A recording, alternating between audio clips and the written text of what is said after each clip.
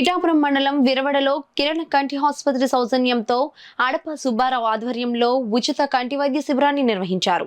ఈ శిబిరంలో 100 మందికి పైగా ఉచిత వైద్య పరీక్షలు నిర్వహించారు. అందులో 30 మందిని ఆపరేషన్ నిమిత్తం కిరణ్ కంటి ఆసుపత్రికి తీసుకొని వెళ్లారు.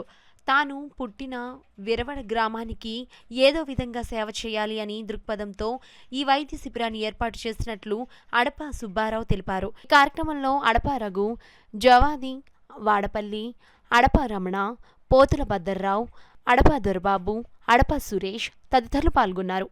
విరవాడ గ్రామ పెద్దలైనటువంటి అడప సుబ్బారావు గారు వారి స్వగ్రామమైన విరవాడ గ్రామంలో శ్రీ కిరణ్ కంటి ఆసుపత్రి వారి నిర్వహణలో ఉచిత కంటి వైద్య శిబిరం ఏర్పాటు చేశారు.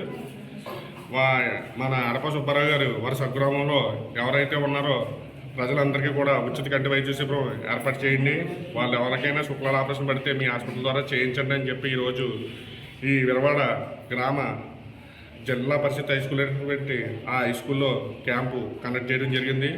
సుమారు 100 మందికి పైగా కంటి పరీక్షలు చేయగా వారిలో ఒక 30 మందికి కంటి ఆపరేషన్లకి రేపు ఉదయం ఇక్కడ నుంచి ఉదయం 6 గంటలకి శ్రీకరణ్ కంటి ఆసుపత్రి బస్సు మీద తీసుకెళ్ళడం జరుగుతుంది.